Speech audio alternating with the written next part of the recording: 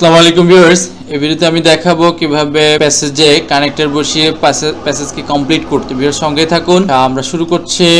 Ruma is a student of class 10। Ruma class 10 এর ছাত্রী dash. এখানে আমাদেরকে একটা কানেক্টর বসাতে হবে। এবং কানেক্টর কারা? কানেক্টর হচ্ছে মূলত কনজাংশন গুলো আছে, তাছাড়া কিছু লিঙ্কিং ওয়ার্ড আছে, দ্যাট মিন্স বোঝাচ্ছে যে রিলেটিভ প্রোনাউন, অন্যান্য যে কনজাংশন গুলো আছে এগুলো বসে আমাদের কমপ্লিট করতে হবে। এখানে দেখা যাচ্ছে যে একটা কানেক্টর বসাতে হবে।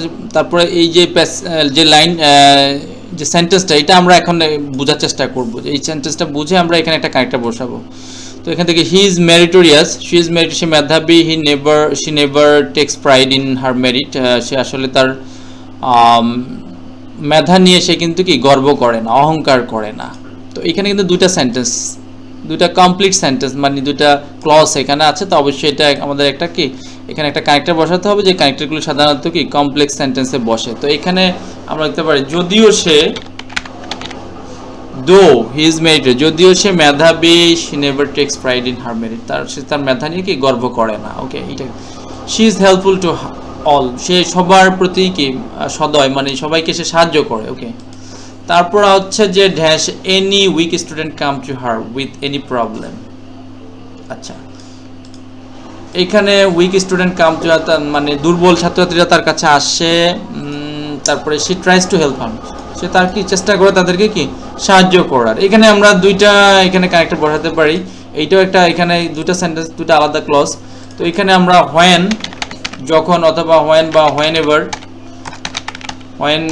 এভার, যখনই, যখন কোনো দুর্বল ছাত্রছাত্রী আসে, ঠিক আছে, এটা হতে পারে যখনই কোনো দুর্বল ছাত্রছাত্রী, এটা হতে পারে যদি কোনো দুর্বল ছাত্রছাত্রী আসে, ইফ।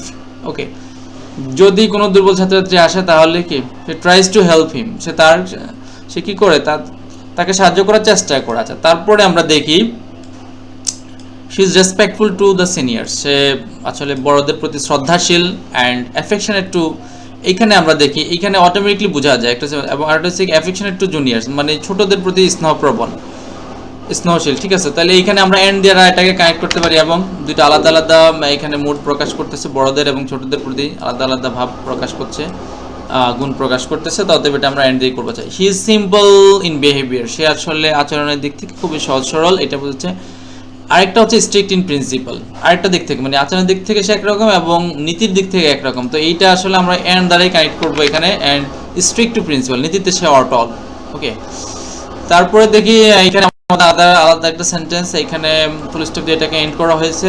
এখানে দেখি এভরিওয়ান লাভস হার, এই যে তার গুণাবলী আছে, গুণাবলীর কারণেই কিন্তু সবাই তাকে ভালোবাসে। তো এইখানে হবে কি সো দিয়ে একটা কমা দিয়ে দেবো এইখানে, এই যে, ঠিক আছে। ওকে, সোটা এস বড় হাতের হবে।